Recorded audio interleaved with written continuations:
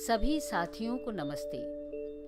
आप सभी का इस ई लर्निंग वीडियो में स्वागत है। इस वीडियो के द्वारा हम माहवारी की प्रक्रिया व गर्भधारण कैसे होता है के बारे में विस्तार से जानेंगे। अब हम माहवारी व गर्भधारण की प्रक्रिया के बारे में चर्चा करेंगे। विभिन्न स्थितियों में महिला कब गर्भधारण कर सकती है, इसको समझने के लिए ये जानना ज़रूरी है कि गर्भधारण करने के संभावित दिन कौन से होते हैं और मासिक चक्र और गर्भधारण में क्या संबंध है।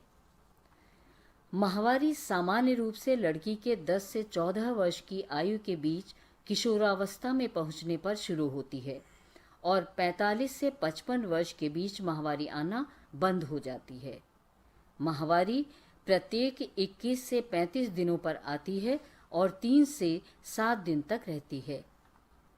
मासिक चक्र औसतन 28 दिन का होता है। हर महीने महिला का शरीर गर्भधारण की तैयारी करता है। अंडाशय से एक अंडा निकलता है और गर्भाशय एक भ्रूण के पोषण की तैयारी करता है। गर्भाशय को अधिक रक्त प्राप्त होता है और उसकी सतह मोटी व गदगदी होती है। यदि महिला उस माह गर्भधारण नहीं करती तो यही सतह टूटकर गिरने लगती है, जो मासिक स्राव के रूप में शरीर से बाहर आ जाती है। यह प्रक्रिया मासिक चक्र के रूप में हर महीने दोहराई जाती है। अब हम यह जानते हैं कि गर्भधारण की संभावना मासिक चक्र के किन दिनों में अधिक होती है और क्यों। जैसा कि पहले बताया है कि अंडे को ग्रहण करने के लिए गर्भाशय की परत मोटी होना शुरू हो जाती है। आमतौर पर अंडाशय से अंडा परिपक्व होकर 11 से 14 दिन पर निकलता है और 48 घंटे तक जीवित रह सकता है, परंतु अन्य परिस्थितियों में अंडा पहले या बाद में भी निकल सकता है।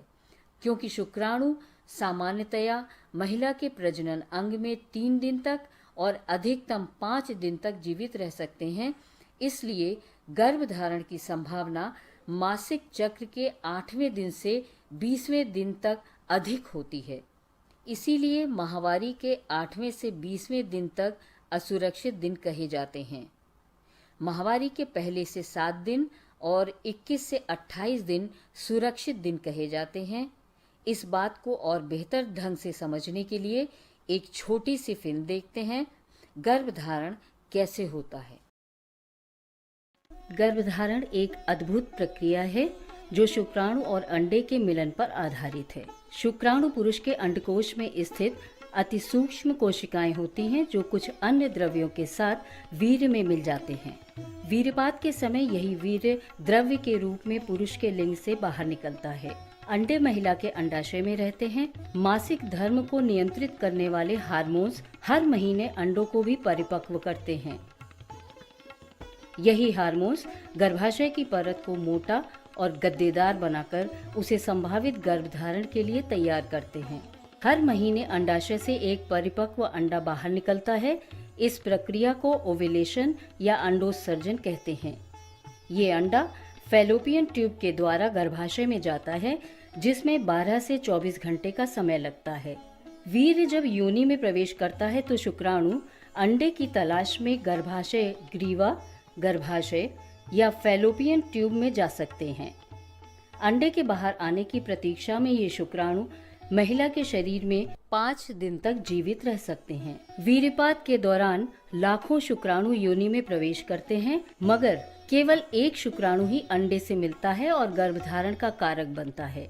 शुक्राणु जब अंडे से मिलता है तो उस प्रक्रिया को गर्भाधान या फर्टिलाइजेशन कहते हैं। इसके बाद निषेचित अंडा भ्रूण बनकर गर्भाशय में प्रवेश करता है। यह भ्रूण गर्भाधान के 3 से 4 दिनों में गर्भाशय में पहुंचता है और गर्भाशय के अंदरूनी परत के अंडे के चिपकने योग्य मोटी गद्देदार होने तक वहीं रुकता है। भ्रूण का गर्भाशय की अंदरूनी परत में धंस जाना ही गर्भधारण की शुरुआत है, जिसे इम्प्लांटेशन कहते हैं। इस प्रक्रिया को पूरा होने में 3 से 4 दिन का समय लगता है। आधे से ज्यादा निषेचित अंडे गर्भाशय की परत में नहीं धंस पाते हैं और वो मासिक धर्म के साथ शरीर से बाहर निकल जाते हैं।